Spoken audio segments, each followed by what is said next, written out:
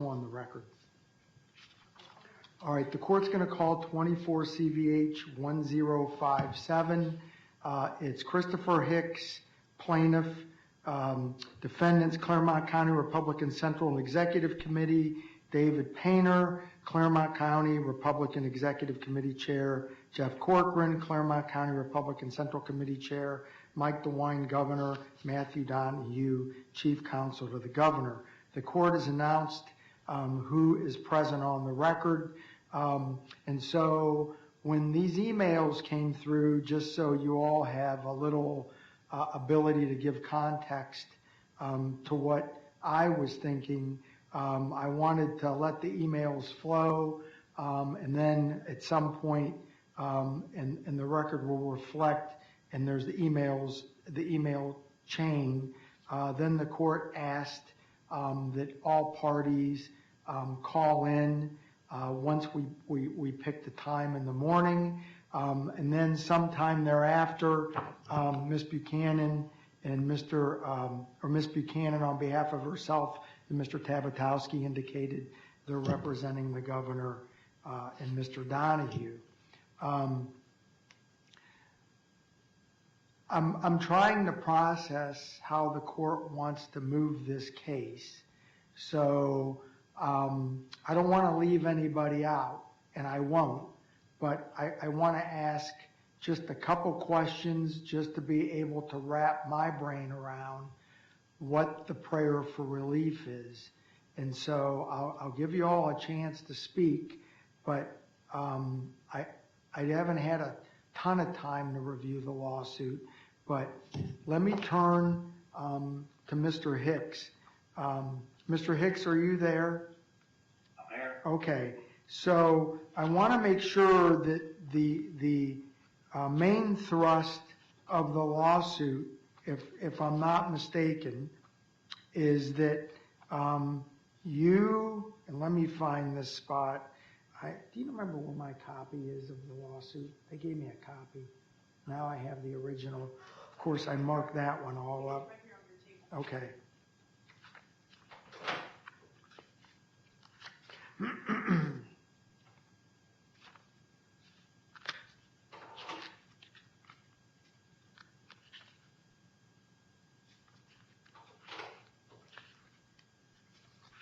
Thank you.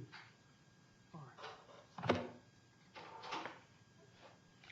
I'm turning to page 29 of the complaint, and what I'm seeing is the essential prayer for relief relative to the injunctive relief, Mr. Hicks, is that as an elected member of the Central Committee, you want to participate in the vote that Mr. Corcoran enunciated, I think, to the other members on August 5th of 24 at 7 p.m. Is that accurate? I think that's accurate. There's a second part, though, in the prayer for relief, in that members who are do not reside or have the status of qualified elector in the precinct, Okay. They are supposedly representing should not be able to vote. So Those are the two. Those kind of go together, guys. yeah, sure. And then the converse would be to delay the meeting and let this have a fuller hearing. So let me make sure. I want to get this stuck in my brain. If for some reason you were given the right to vote on August 5th, that would not satisfy your injunctive relief request? No, the second part of it, because, for example, there's another individual. Okay. I'll give this one quick, simple example. Sure. Blair Terpstra. Oh, yeah, yeah. One of the candidates who also resides in my precinct. Yes. And I don't believe, for example, he should be able to vote. Okay. When the statute's clear that there should only be one member from each precinct. Okay. So, and that's one of 26. There are 26 individuals who are appointed, quote unquote, to represent precincts in which they are not qualified electors. Okay. And they dilute my vote. Okay. Dilute the votes of people who are elected or who are legally appointed as a qualified elector in their So that I can process this, Mr. Hicks, if the defendants agreed to allow you to vote on August 5th, and they agreed not to let these other electors vote that you believe are unqualified, could they then proceed on August 5th? Okay, all right. Let me turn to you, Mr. Corcoran, and I'm not leaving the governor or his counsel out, Ms. Buchanan or Mr. Tabatowski, but I feel like they're ancillary to this, so I'll get to you probably last. Mr. Corcoran, how do you feel about that request, at least as part of solving the initial request for injunctive relief? Your Honor, let me start by saying that these issues are the same issues that we are in the Court of Appeals on right now. Okay. And we're still waiting on a decision by the Court of Appeals. Okay. And then once that is received, that'll tell us a lot about what our posture is on this first case. As far as the issue at hand today, there's been no authority given to me to settle anything. Okay. The Central Committee has not even been briefed on this matter. Okay. And I've been given no authority to settle. Okay. So, having said that, I'm not in a position to agree to anything. And I just heard you loudly and clearly, but I want to ask just to make sure, are you in any position to delay the vote until, because the Court of Appeals probably, my guess is, looking at their track history, won't have an answer by August 5th, which is 3 days from now.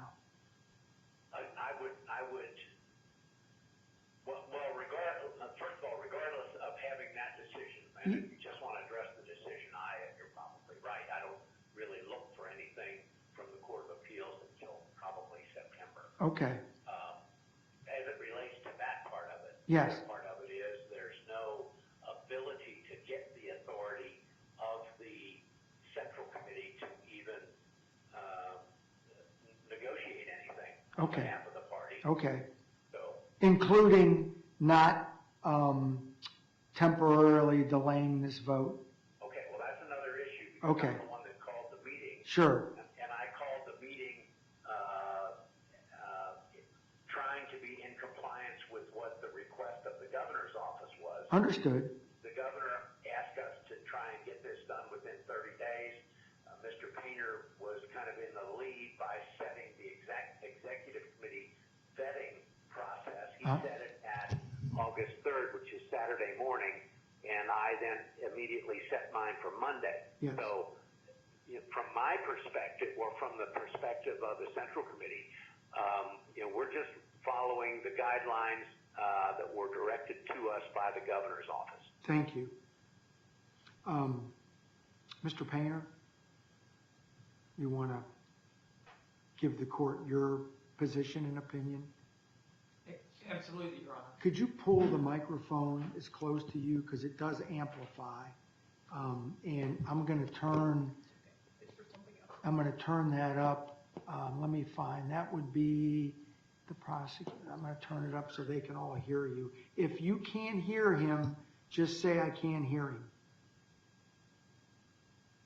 Your Honor, I would add to that situation that it is my understanding that Mr. Hicks is currently suspended as a member of the Claremont County Republican Party.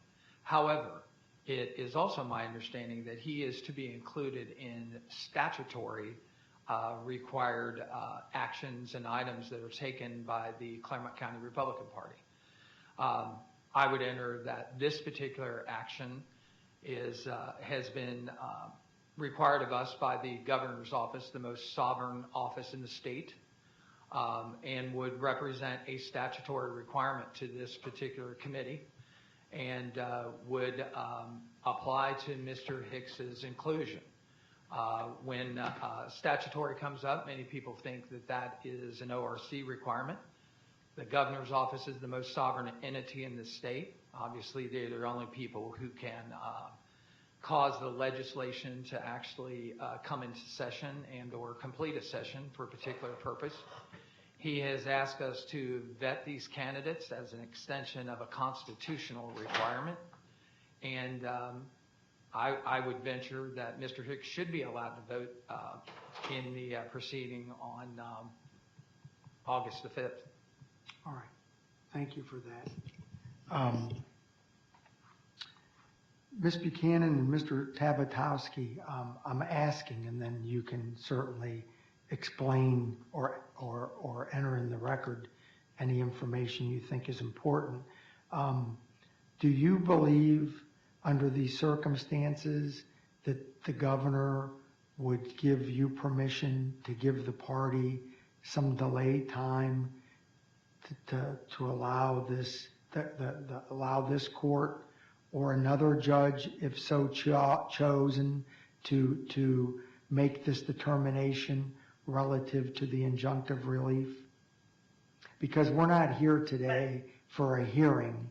This is my opportunity to try to get an agreement before I move to phase 2 of this. Thank you, Your Honor. This is Heather Buchanan.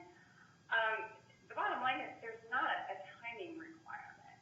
So, and I'm not quite sure where the 30-day issue comes in. It's not in the law. It's not in this memo. If there was some aside conversation, I'm not aware of it. Okay. So it's not something that the governor has to authorize. Okay. This process is entirely discretionary.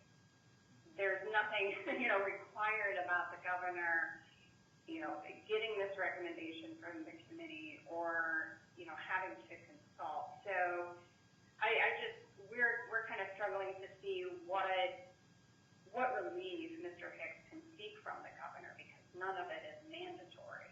And indeed, Mr. Hicks doesn't ask for any relief. He doesn't specify what relief he's seeking from the governor. And I painted with a broad brush, I see your point. I think the governor was probably made a party because the Central Committee believes that it's responding to the governor's request. And so I'm going to read between the lines a little bit, Ms. Buchanan. I want to ask this another way. If the governor, or if the party believes that the governor has asked for some recommendations with due diligence, and the party, because of this lawsuit, is unable to meet this due diligence inference, can you speak on behalf of the governor to these members to say that because of this suit, if the governor doesn't get the recommendations forthwith, that he'll understand and he'll wait for the recommendations to come down when they're provided? Thank you. Just so I fully understand, would Mr. Hicks be asking that the governor not make any appointments until the committee is able to give a recommendation, or sometime after the 5th? That's a good question, because this is neither here nor there, but this is just history. I've seen governors get recommendations from central committees and then pick somebody completely who wasn't even in the mix with the central committee. So I think, like you, I think the governor is looking for recommendations, but I think he can pick who he wants. If he has a belief system that's different than what the party recommends.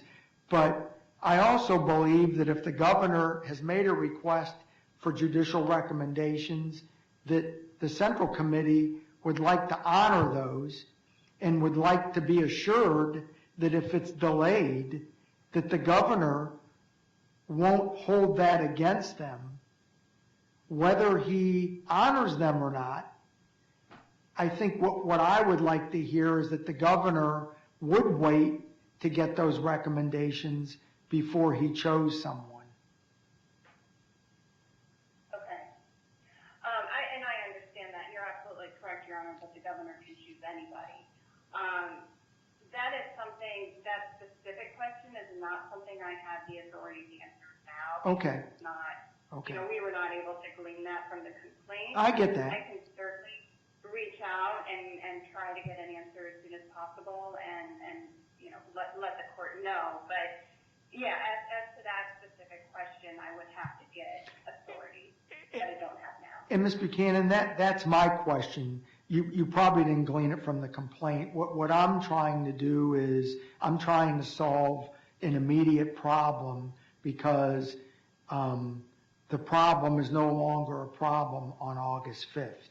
So I'm just trying to talk it through to see if there's some way to maybe to see if the Central Committee, if the governor approves it, would delay it so that the court then can figure out what phase 2 of this lawsuit, what action it should take.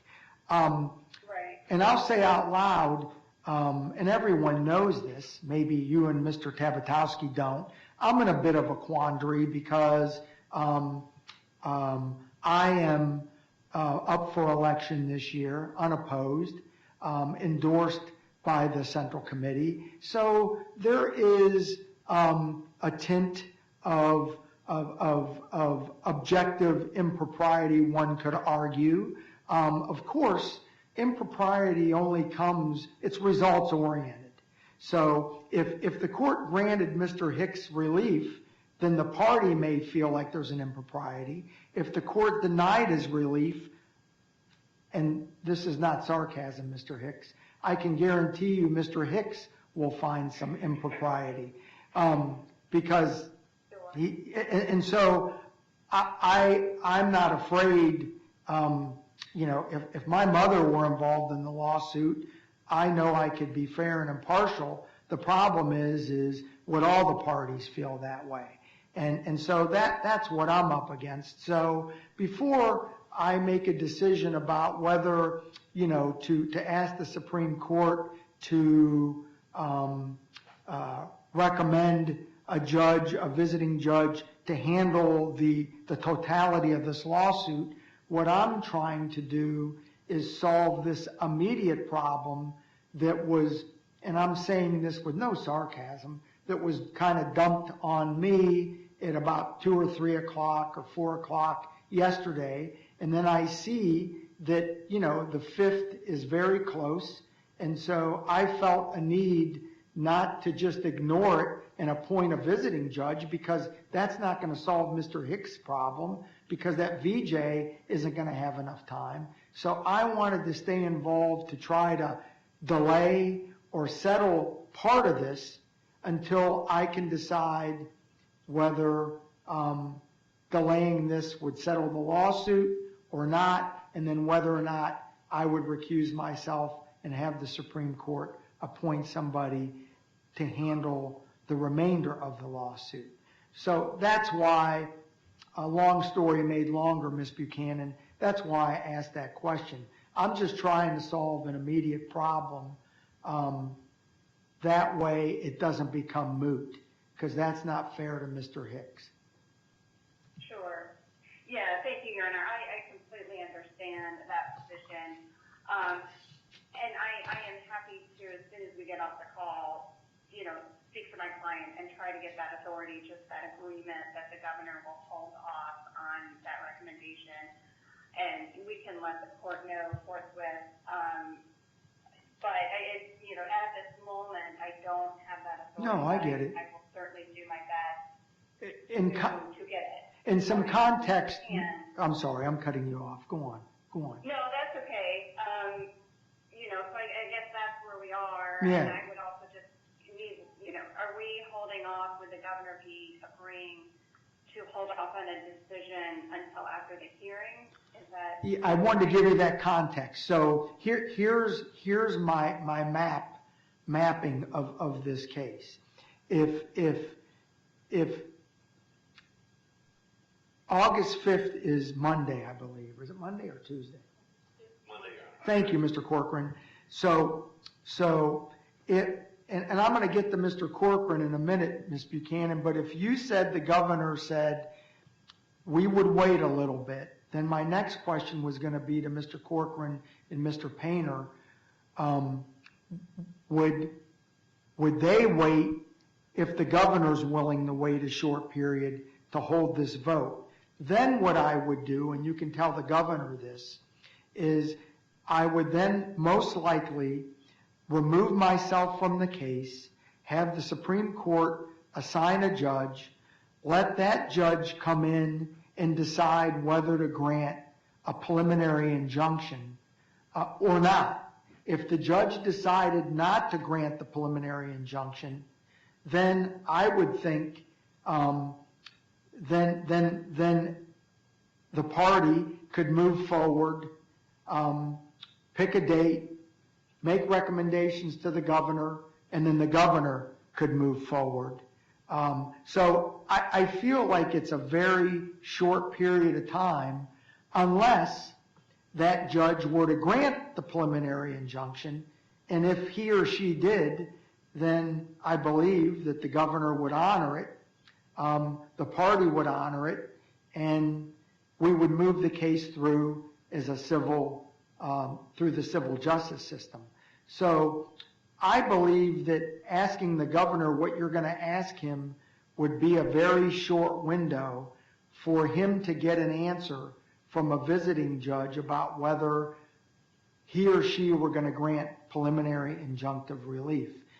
And when I say that, I want Mr. Hicks to know, I say preliminary injunctive relief because it's this court's posture that once there's notice to all parties that there is no TRO anymore. To me, in this courtroom, TROs are only granted ex parte. They're only granted when the relief is irreparable and it's immediate. It's kind of like the wrecking ball knocking the building down. If I don't grant the relief without notice to the other party, then the building gets demolished. If we give notice to the other party, they may hurry up and demolish the building. So what I would do is if the governor would hold off, I would get this set with a visiting judge for preliminary injunctive relief as soon as possible. So there's components to this, but it would be a very short period of time, Ms. Buchanan, unless injunctive relief were granted, and then I think the governor would acknowledge that. Okay. May I make a Thank you, comment? Your Honor. And Yeah, hold on, Mr. Hicks. Go on, Ms. Buchanan. no, I was going to say that absolutely makes sense. And again, I'm happy to get with my client as soon as possible and let the court know. Okay, okay. Hopefully sometime this morning. Okay, and let me ask this before I get to you, Mr. Hicks, Mr. Corcoran.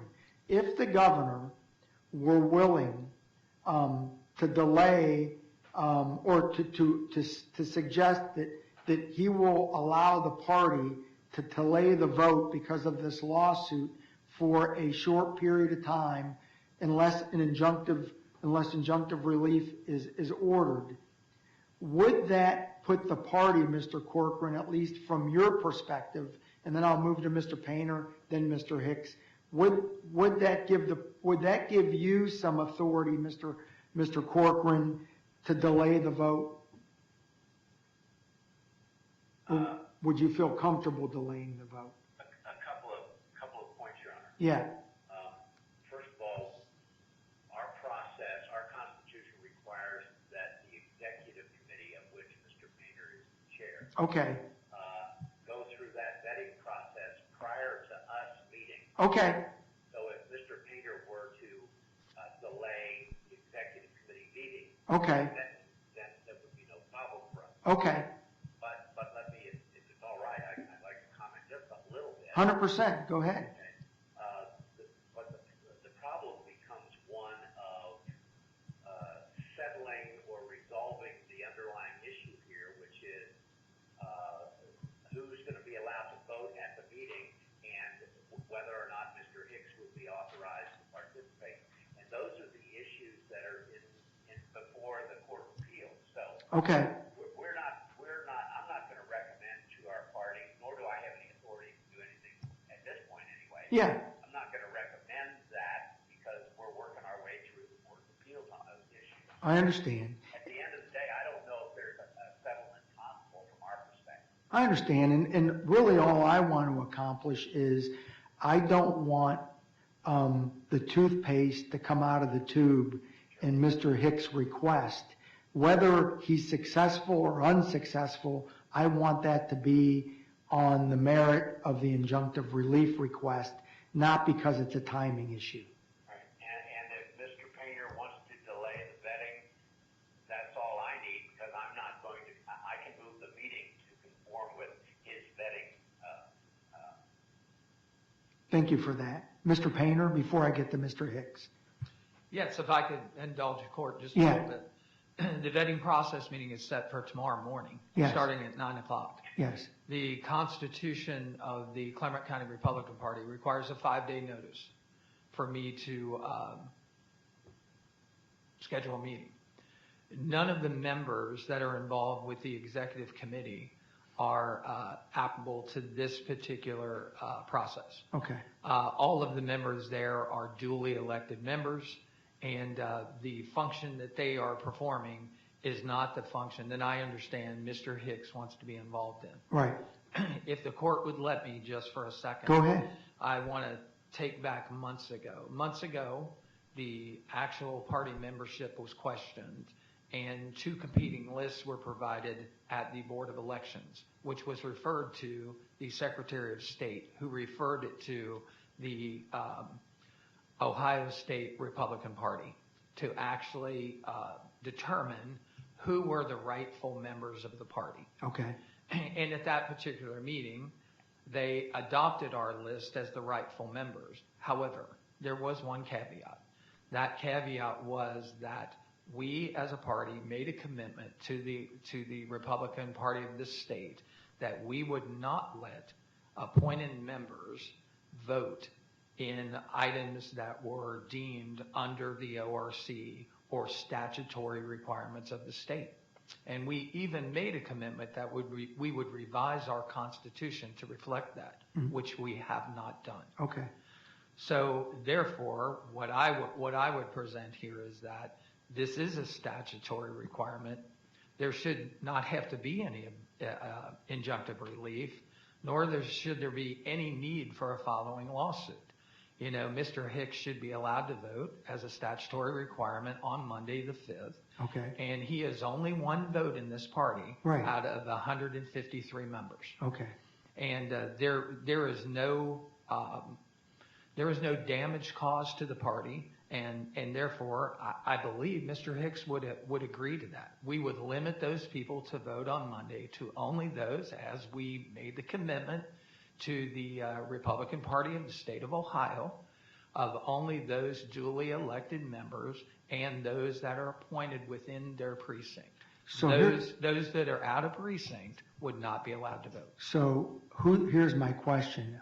I'm not intelligent enough to know whether you or Mr. Corcoran or both are needed to make that decision. Who has the authority to agree to that? Because it sounds like you're agreeing to something that Mr. Corcoran was not. I am the chairman of the Republican Party. Okay. Okay. Mr. Hicks, did you hear Mr. Painter? I did. I think what he said was that he would allow you to vote, and I think what I heard him say was only the elected members would be the ones allowed to vote, which I think is what you said were the prongs of your lawsuit. I think there's some translation, but I think that what Mr. Painter said, I agree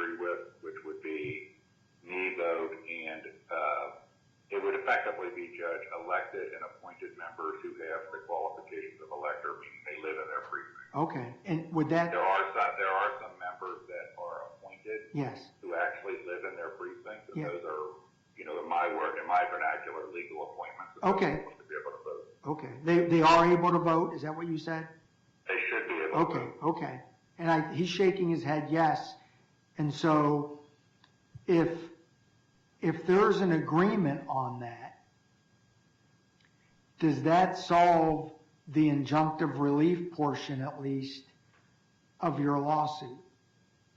But I still have a comment I want to make. Go on. Separately on the discussion. Yeah, but please do. The answer to that question, Your Honor, is absolutely. Okay. I think if Mr. Painter and I alone were making this call, we would be in agreement. Okay. Mr. Corcoran has a different opinion. That's fine. Go on, make so, it. And I just would like to clarify a few things very quickly here. Yeah, no worries. The Court of Appeals case is about a broader set of issues. This case is more narrow because it involves an element of this that's distinct from that is, you know, as Mr. Painter says, to what degree is what we're doing at the recommendation of the governor fitting in this statutory sovereign function element, which we've already agreed for Mr. Painter that when it crosses that line, that even whether my suspension is valid or not, that I would be allowed to vote, and that the people that don't have the qualifications of elector would not be allowed to vote. Mhm. So by Mr. Painter's interpretation, which I think is correct, you know, that's already been agreed. And so another thing I want to mention is, relating to the Court of Appeals, I'm not sure they're going to resolve that narrow of an issue because it's a broader set of things. They might, but Okay, I wouldn't hold my hopes out. yeah. I think I heard, you know, the governors, the AG individuals say that there really wasn't a deadline, that August 5th deadline. It's not as if Governor DeWine sent a memo saying, you must do this by August 5th. And just for sake of timing, supportive of your comments on a slight delay, so Judge Crane resigned office on the 28th of June. And so now we're just a little over a month. So it's not as if this is stretched out for some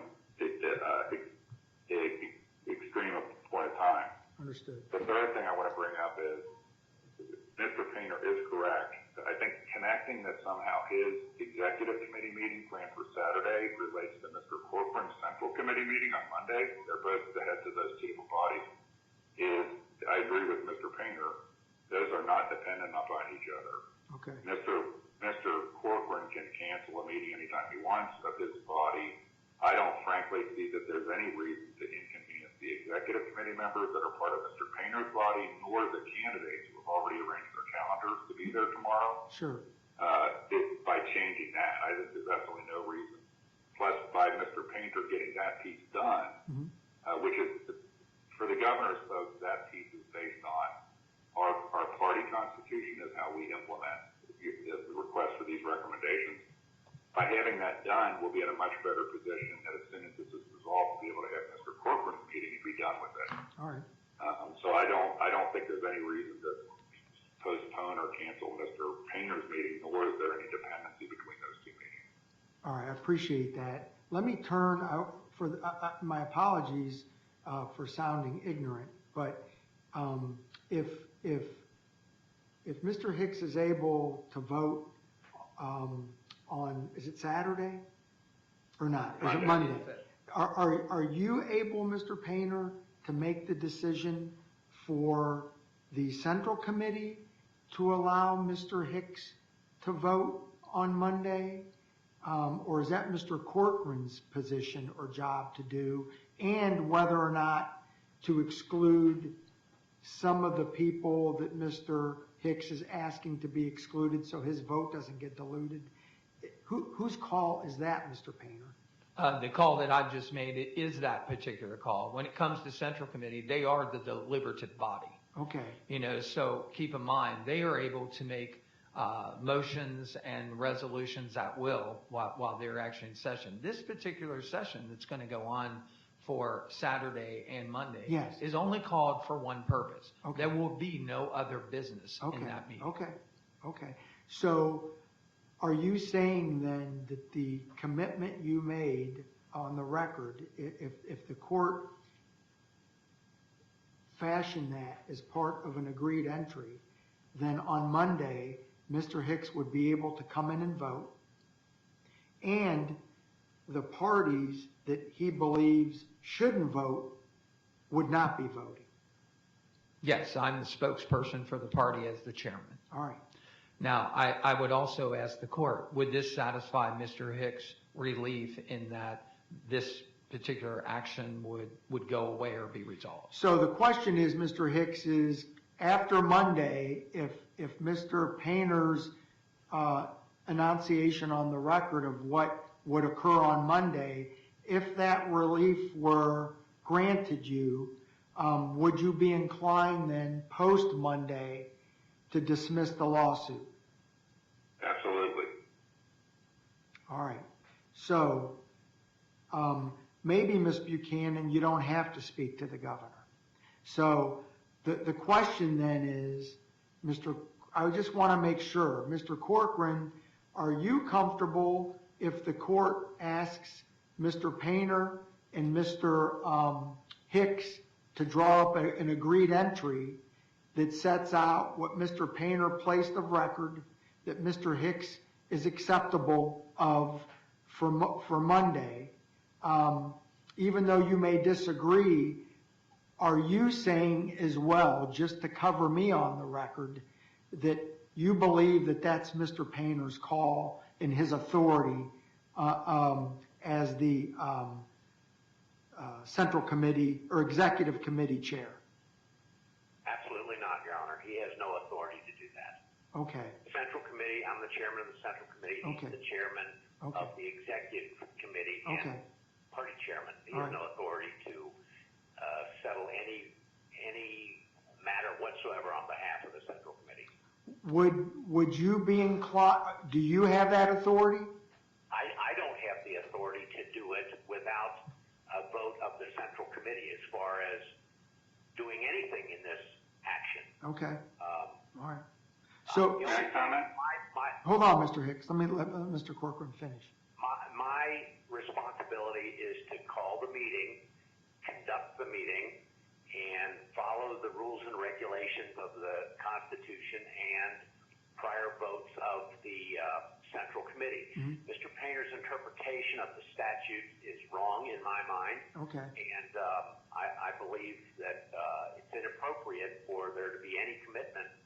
Certainly, his committing for the Central Committee is not anything that I'm going to recognize. Okay. Go on, Mr. Hicks. Well, I was just going to comment that I think Mr. Painter is stating something that was already agreed in the past. And Mr. Corbin, your personal animosity towards me makes you kind of unable to agree to anything. I have no animosity towards you. Let me finish. Please don't interrupt me. Well, then don't misinterpret my position. That's incorrect. All right. Hold on, Mr. Corcoran. Go on, Mr. Painter. Go on, Mr. Hicks. I'm sorry. So I think that, again, I'm in agreement with Mr. Painter, and I fail to see, that the issues this would create. I think the alternative is an agreed entry that says the meeting will be put off for 1 or 2 weeks or however many weeks. And I just think it's, when you look at this and based on the precedent that was already agreed as to what would happen in these kind of situations, that I think it's very defensible what Mr. Painter is saying. It would be better just to get this done. And the other point is that the governor requested specifically 3 candidates. There's only 3 candidates. So we're kind of, in concept, fulfilling the governor's request will mean the 3 candidates, assume they don't have some major qualification issue, that they're all going to ultimately get forwarded. Right, but I think for the purposes of the citizens of Claremont County, in that we have an issue of being short a judge in municipal court, it's not the time for sort of a theatrics, and it would just be better to do what Mr. Painter is saying and what I'm saying, so we can get this done and there's no delay whatsoever with the governor's office. well, what I'm trying to get to is would you be comfortable, Mr. Hicks, with that commitment from Mr. Painter in writing, or could that go south on Monday? What I'm trying to do is make sure that you walk away from this conversation with a feeling that the agreement can be fulfilled or that it can't, because that puts me in two different places and takes me in two different directions. The latter one, we don't need the governor to be bothered by Ms. Buchanan to decide whether he can wait. The former one, we can put the agreed entry on, but I don't want you to be surprised on Monday with something that you weren't expecting. Well, I think that it would be violating an agreed entry. I just feel like this is, to either ultimately I can't speak for Mr. Corcoran or Mr. Painter. I got it. If Mr. Corcoran and Mr. Painter could get into agreement that for the best interest sure. of the party, consistent with what's been agreed that Mr. Painter has referred to already about how votes like this would be handled, and get in line on an agreed entry, then we can proceed. I think otherwise there might need to be an agreed entry saying the meeting is not going to happen on Monday. Right. And it sounds like, the governor didn't set a specific deadline. It's not as if, and just for the record here, the process, the instructional process from the governor has all the paperwork for the candidate come through the central committee, and through the party and the central committee. And so I would be kind of surprised how the governor would suddenly just make an appointment out of the blue when the collector and disseminator of all the paperwork for the process is happening through Mr. Painter. So, I don't, so either way, a delay is one thing, but I just think it would be, if Mr. Painter and I were dealing with this, and by the way, Mr. Painter and I often don't agree on many things. I get it. But I think we would solve this issue. All right. And be able to move on. Let me interject here, Your Honor. Go on, Mr. Corcoran. Delaying Monday is not a problem for me. Okay. If the governor does not oppose a delay, I don't have a problem delaying that meeting. Okay. I was just going to ask you that, so thank you for reading my mind. Pleasure, Your Honor. Yeah, thank you. Thank you. So I'm at a crossroad because, Mr. Painter, I don't know if you say you can commit to Monday, but I want to make sure that if you do, that nothing other than what you commit to will occur if there's a vote. If you can't, I don't want the meeting to be held and then, for instance, Mr. Hicks isn't allowed to vote, or other non-qualified voting members do vote, because then it's too late. So my thought is, I guess I'm asking again, do you feel like, as the chairperson of the executive committee, that on Monday when the central committee meets, you're able to commit to the commitments that you've made on the record? If you're unsure, then my thought is to have Ms. Buchanan talk to the governor, see if the governor can live with a short delay, and then have another judge decide whether he or she is going to grant the injunctive relief or not. Judge, that's a great question. My response to you is this. Previous to this particular hearing, precedence has been set. I have sat in this courtroom and I have heard the judge proclaim in that particular case that Mr. Hicks is not supposed to be restrained from participating in statutory requirements of the party. Okay. The issue at hand here, I believe, really isn't a decision on me or a decision on the party or a decision on anyone else. it is precedence that this particular portion is a statutory duty of this party. Okay. And because of that precedence, it has been stated that Mr. Hicks is to participate in those votes that are statutory. Okay. So my response is that this is a statutory requirement, and he should be allowed to vote. Okay. I don't really think it comes down to Mr. Corcoran or I. Okay. Although the order of hierarchy in the Republican Party is the chairman and the vice chairman, and then it goes down from there with the officers. That obviously Mr. Corcoran doesn't agree with that. But what I believe we should agree in is the precedence that this court has set, that this is an activity that he should not be restrained from participating in. What about prong 2 of it, though, in terms of eligible voters? Eligible voters, I have relayed to you, we made a commitment to that, who was the declaratory agency for this state in matters of who is eligible as a committee member. All right. Who we have made, again, that commitment to, that when it came to statutory matters, we would only let those who, as has been described here, those who are appointed in precinct and those who were duly elected.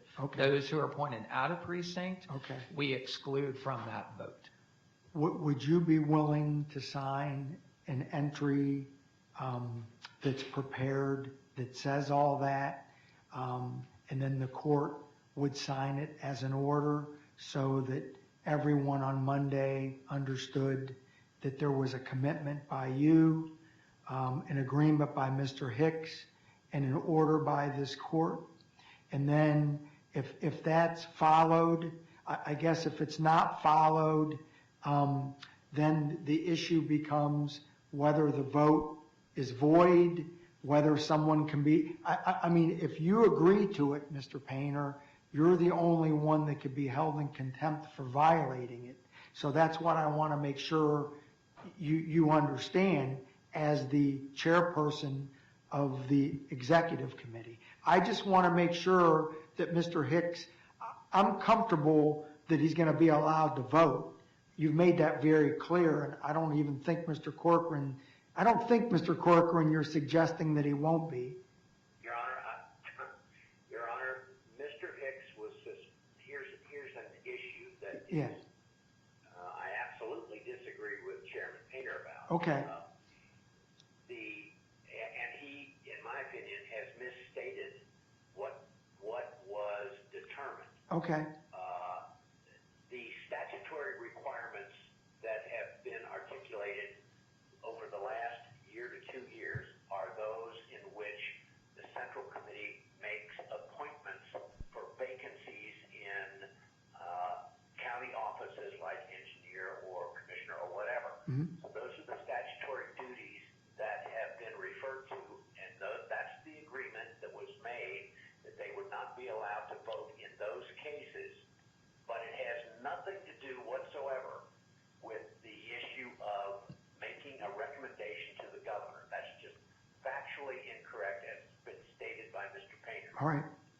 So until the Central Committee would decide otherwise, as far as I'm concerned, Mr. Hicks is not allowed to participate in anything we do unless it would be filling a vacancy of a county office. In that case, he would certainly be allowed to participate and vote. Beyond that, he would not. Without court order. Correct. All right. Well, and I appreciate that. So again, then, the court's trying to weigh the pros and the cons. I feel at this point then, in terms of being able to make a commitment to Mr. Hicks by agreement, which it doesn't sound like we are because there's a disagreement, even though the record is what it is, I would think then maybe, Ms. Buchanan, could you please ask the governor if there's a delay? Because what I heard was if the governor's willing to wait till a decision is made by a judge on the injunctive relief portion of this, which is the vote, and who can vote, Mr. Corcoran would be willing then to delay the meeting if the governor makes a commitment that he could wait for a judge to rule on the initial injunctive relief of this lawsuit. Would you be willing to talk to the governor? Yes, Your Honor, that we will. We will attempt to get that authority as soon as we can this morning. Okay. And then, Mr. Corcoran, just to make sure I heard you correctly, if the governor is willing to wait because of the tenor of this lawsuit, you would be willing to cancel Monday's meeting until the injunctive relief portion of this case could be heard? Absolutely, Your Honor. Okay. Well, how, does anybody have a problem with that? Mr. Hicks, do you have a problem with that? So I'm available to hear from the governor. If the governor is willing to wait, then I think Mr. Corcoran is willing to cancel the meeting. And then what I will do, so everyone knows, is ask the Supreme Court, and they do it quickly, to appoint a judge to handle this case. And I want to add, this is not sarcasm for anybody, but I want Ms. Buchanan and Mr. Tabatowski to know this, if you don't already know. I think I've indicated why I would recuse myself, but there's a little bit more to that. Mr. Hicks, as a result of the decision of the civil case that's at the Court of Appeals, charged me with election fraud politely, but he asked for a warrant for my arrest. So there's a little bit more to it, which adds a little more blur to the impropriety, which is another reason I just think it probably wouldn't be prudent for me to stay on the case. I don't know if Ms. Buchanan, you knew that, or Mr. Tabatowski knew that. Thank you, Your Honor. We were not aware of that. I appreciate the explanation. Okay.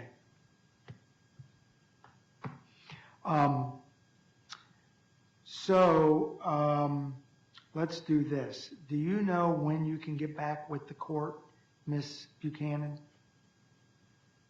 I can't give a precise time. As soon as we get off the call now, we will reach out, and I'm not sure how Your Honor wants to proceed. I can certainly email the email chain we had when we had a decision. Your Honor wants to get on another call. Is there any chance that we could all kind of wait here and have you call now and see if you could get that answer? I can try. I will convey. Mr. Donahue is actually at a funeral this morning. Understood. I think I'll be able to reach him. I just cannot guarantee. No. I get that. I mean, life is unfortunate timing. No, it always is. It always is. May I make a comment? Yeah, Mr. Hicks. Because I think the phrasing of this, because it sounds like we're asking if the governor can accept a delay in a process for which the governor did not set a timetable. I know, And but so I think the question more is, when is the per se drop dead? I don't want to use that term, but when is the date by which reasonably the governor needs this to be at his death? And I think that's the question, because I think that the governor never said, according to what I'm understanding, he never set an August deadline or anything like that. He never set any specific deadline. well, the reason why a deadline might be difficult is because if a judge grants your relief, then the governor's bound to abide by that judicial order. It doesn't mean that he has to listen to the recommendations, but he doesn't have to do that anyway. So if I were the governor, my question back, Mr. Hicks, would be, well, how long is that? And we don't know whether your relief's going to be granted or not. If another judge comes into this and decides to grant the relief, it's not, it's not, the governor doesn't have to wait, of course, but the Central Committee has to wait. But I would hope that the governor would give the courtesy of letting the Central Committee make some recommendations before he makes the choice. But he's not bound by that. So kind of, I'm attempting to say, in other words, Mr. Hicks, that for the governor to give us a deadline might not be helpful, because it'll be up to the sitting judge to determine whether any of that relief is granted at all. What I would rather the governor say is that he is willing to wait for the Central Committee to make recommendations until at least the injunctive relief portion of this lawsuit is resolved. And because that's expedited under the rule, it's not, his answer isn't going to be that long. If he chooses, if the judge chooses to grant your relief relative to the Central Committee, the governor's not bound by that. And if they choose not to grant your relief, he or she, then the governor, I would hope, would say, okay, on with it, get me your recommendations, and I'm going to make a choice. May I make one other comment? Yeah, please, go. Because I think in concept, what we could be talking about here is effectively like a TRO to not have the meeting for 14 days, let's say, which I think, isn't that the limit of how long? Well, it is, but I'm speaking for myself. I believe once all parties are involved, we're past the TRO stage and we're in the injunctive relief stage.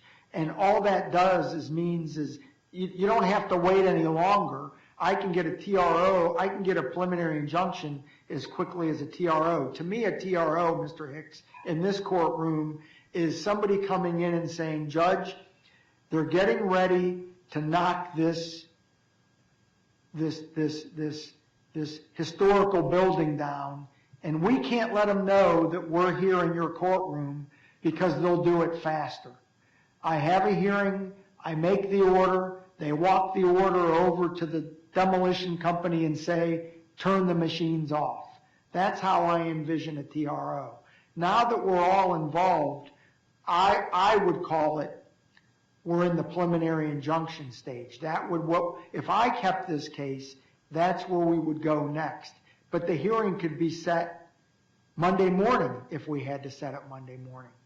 It could be set 10 days from now, 20 days. The purpose of the 14 days is the granting of relief, in my eyes, Mr. Hicks, without notice. It allows the person that it's ordered against to know within 14 days they're going to get a hearing to convince the court that what it did was wrong. So let me ask just one question. Yeah. If you were to go check with the governor's office and the answer came back, oh no, we absolutely have to have it by Monday. Yeah. What happens then?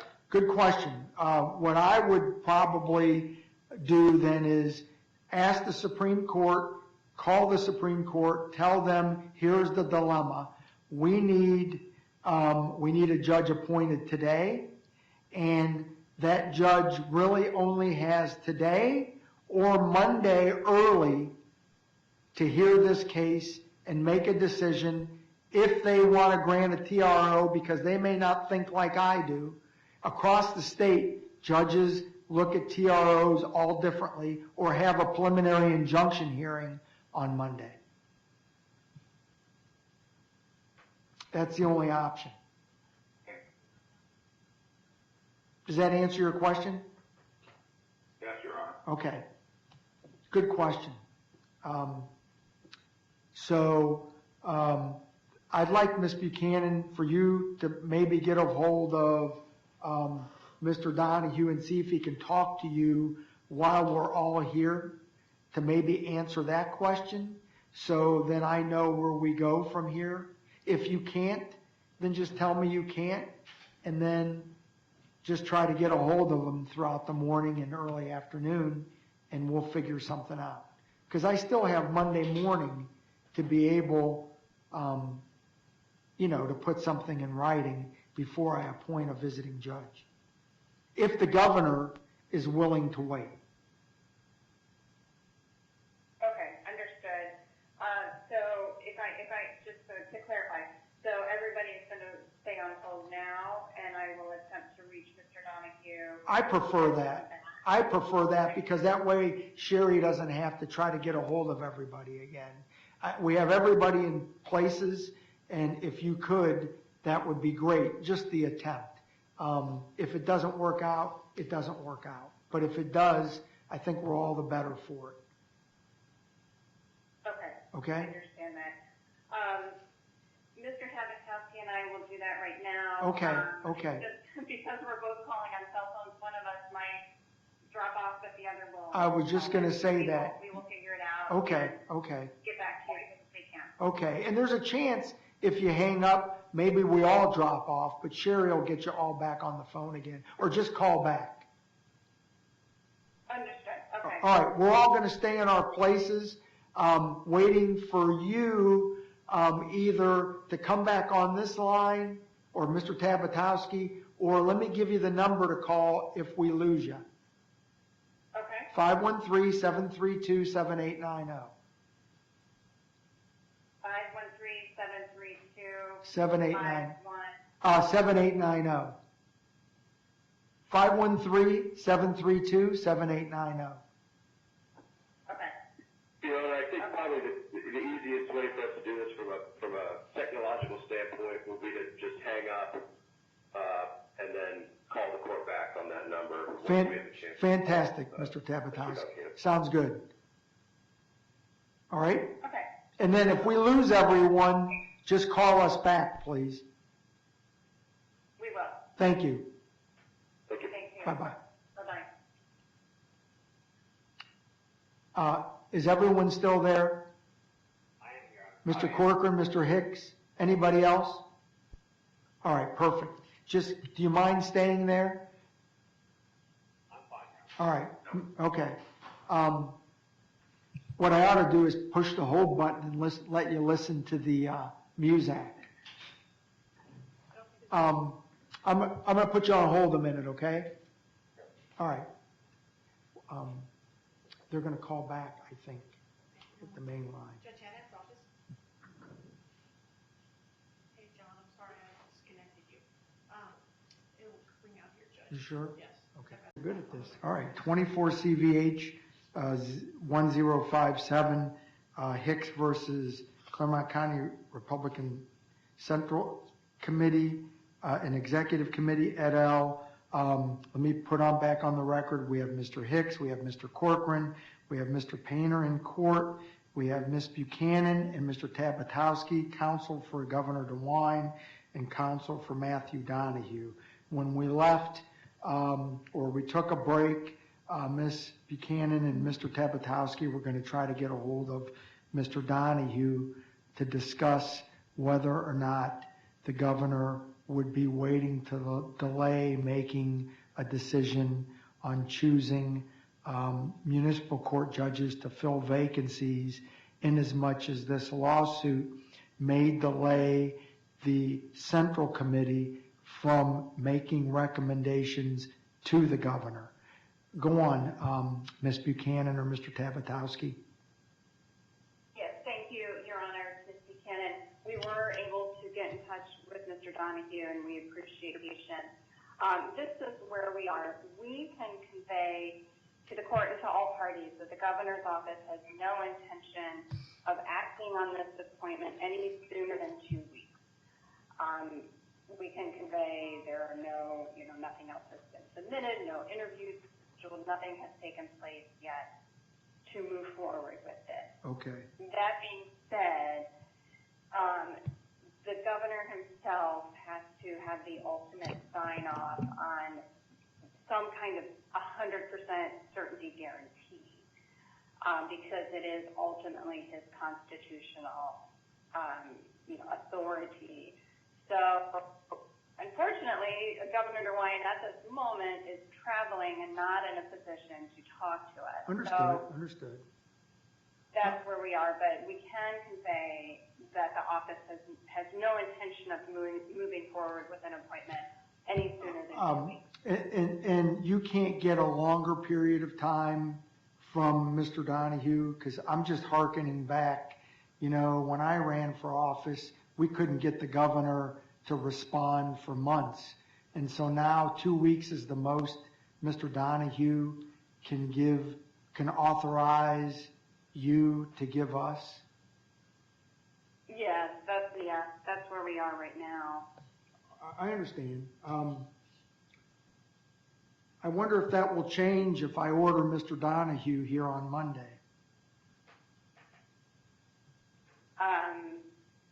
I don't know. He Okay. would have to talk to the governor himself. I know, I'm just flabbergasted that that's as much time. I mean, I appreciate what you and Mr. Tabatowski are trying to do, but I'm not sure that solves the problem given the set of circumstances that we're in. I'm a little disappointed. I didn't expect him to say, take as long as you want, but 2 weeks is honestly, it's like 2 days. But you got what you got, and I appreciate you. Go on. Well, Your Honor, is there a specific time period you had in mind? And I can... Well, here's what I had in mind. What I want to do is I want to get Mr. Corcoran to commit that he'll cancel the meeting on Monday. Then what I want to do is petition the Supreme Court to choose a visiting judge. And I want to give that visiting judge an opportunity to read the lawsuit and then set an appropriate hearing. And I just didn't want to put him or her in this dilemma that when you get a visiting judge, Ms. Buchanan, they're coming from somewhere, and I doubt it's the only case they have. I wasn't talking months. I just wanted to be able to give that judge an opportunity to have a week or so to review the lawsuit and then set whatever injunctive relief hearing he or she thinks is appropriate, and then work with schedules too. And so 2 weeks could be plenty, but it might not be enough, because then what has to happen is, if I'm thinking this correctly, is he or she has to come up with an answer or an agreement. Then Mr. Corcoran has got to then coordinate another meeting of the Central Committee, which is a lot of people. So I was hoping for something like 30 days to try to give everybody an opportune time to pull this together. We may not need that, but that's kind of what I was looking for. Okay. Well, I guess let me ask this. I guess of Mr. Hicks. Even if Mr. Hughes to say at this point that they, don't have an intention to act within that time, if we could not get a guarantee from the governor himself, right, such that we would, enter an order in this regard, yeah, does that matter? If it matters to Mr. Hicks, I don't think it. I think we're going to have to go forward now. Okay. Say that one more time. Say that one more time, please. I didn't understand it. Okay. Well, so regardless if it's 2 weeks or 30 days, Yeah. we will not be able to say with 100% certainty and put in writing that the governor will not act until we get that from the governor himself. Okay, I got that. Okay, so he may agree to it, but yeah. And the context is, I think, as we said early on, the governor doesn't have to abide by the recommendations of the Central Committee anyway. They're just recommendations. Right. I get that.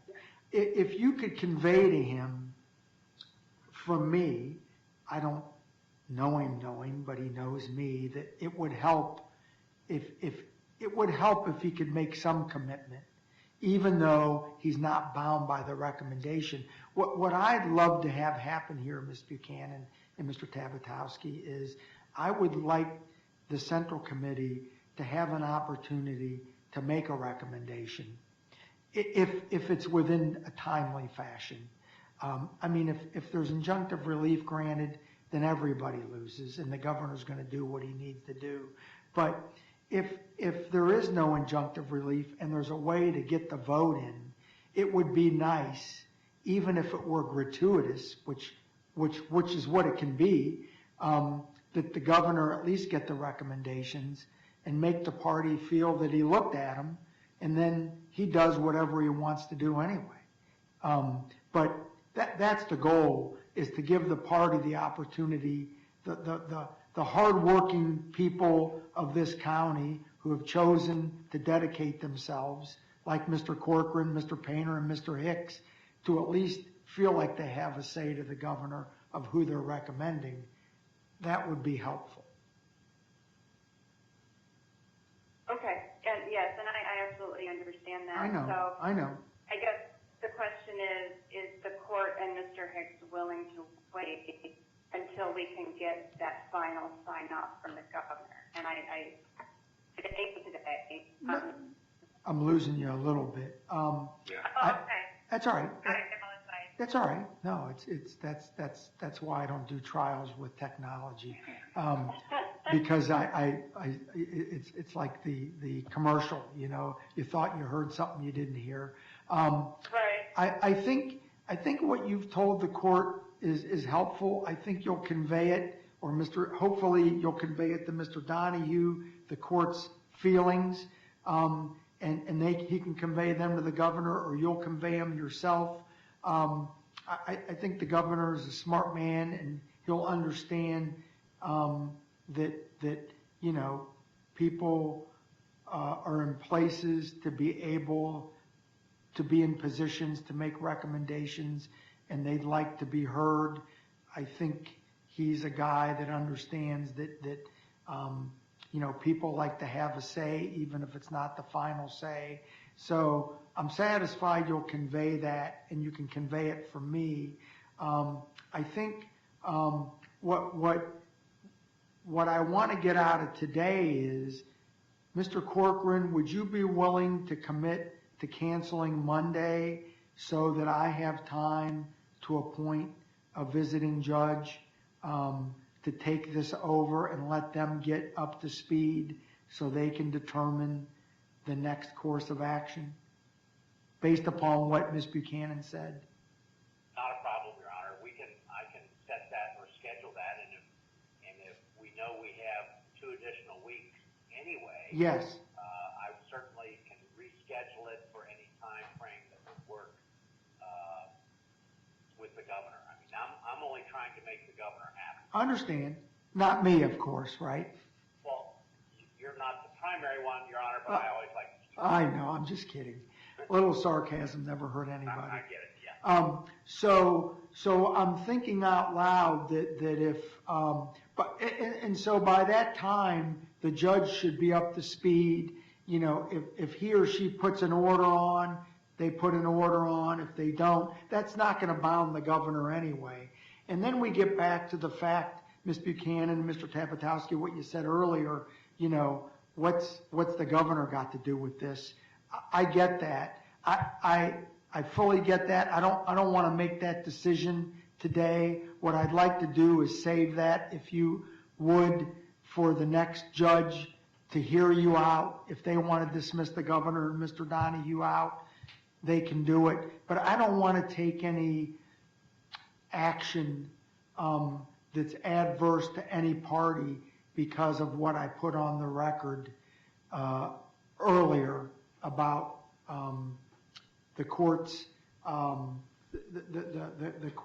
fact that the court is in the midst of an election, and the fact that Mr. Hicks filed a private complaint to have the court or have me arrested. So I just think it's safer that way, I think, to an objective observer. Can you live with that, Ms. Buchanan, for now, Mr. Tapatowski? Thank you, Your Honor. I'm sorry. I guess I'm confused as to where we are ultimately. So the meeting on Monday will be delayed. Yes. In the meantime, I'm going to appoint a judge, or I'm going to have the Supreme Court appoint a judge who will reach out to all the parties and then set a briefing schedule. Okay. And then you can make your argument that the governor and Mr. Donahue should be removed from the lawsuit. Okay. Can you live with that? We can. So in the meantime, we do not need a final decision from the governor about.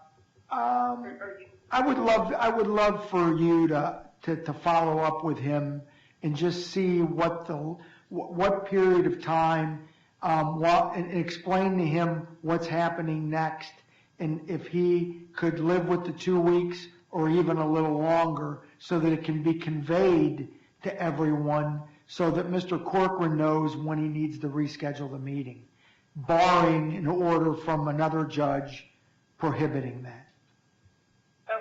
Okay? And if you could include all of us in that email strain,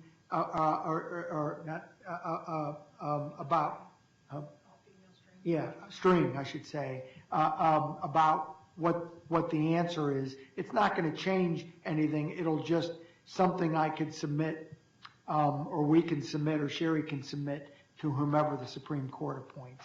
I was just trying to avoid a Monday hearing, because that's not enough time for the appointment and for that judge to get up to speed. Okay. All right? Mr. Hicks, anything else at this point? No, Your Honor. Mr. Corcoran? No, Your Honor. And Mr. Hicks, are you comfortable, I am, with Mr. Corcoran's word that he'll cancel the meeting on Monday? Yes, Your Honor. All right. Anything else, Ms. Buchanan? No, Your Honor. Thank you. Mr. Tabatowski? No, Your Honor. Okay. Anything, Mr. Painter? Not to delay this particular proceeding, but No. if you would indulge me for a second. Yeah. I just want to go back and provide one more determination here. Sure. Obviously, Mr. Corcoran and I are at odds on this case going forward. Sure. I want to make sure that, his previous testimony, he had said that he had no authority to bind the Central Committee. Okay. And I wanted to make sure for the record that we understand that the reason we are here today is because of an email that he wrote to Mr. Hicks representing the Central Committee, denying him the opportunity to participate. And I wanted to touch on one thing. The Republican Constitution states that the chairman shall at all times be the official spokesman for the Claremont County Republican Party. And the chairman has been in this courtroom the whole time. I think it's very unfortunate that we proceed to have a court case here when we literally have the people in the room. I agree that Mr. Corcoran does not represent the Central Committee and therefore should not have even issued that edict denying Mr. Hicks the ability to participate. And that's all I have. All right. Do you want a word, Mr. Corcoran? No. Okay.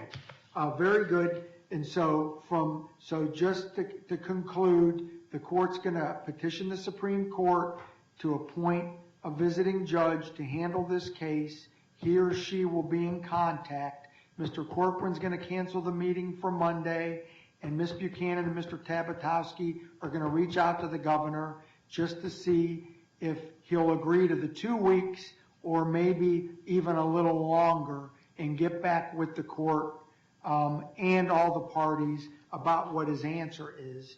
And then my thought would be is the appointed judge then will reach out to all the parties as necessary.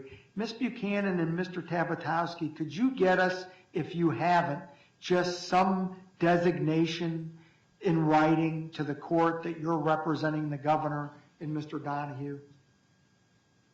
Yes, Your Honor. I actually just now told our admin to draft those and get them entered. So Thank you. Thank you. we will be on the record Okay. shortly. And thank you for all your patience, everyone.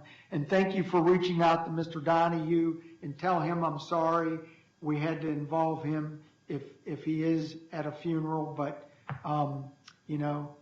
sometimes the system doesn't stop. So I appreciate that. Thank you. Sure. All right. Yeah. All right, court's in recess. Everyone have a good weekend. Thank you, Your Honor. Thank you. Thank you, Your Honor.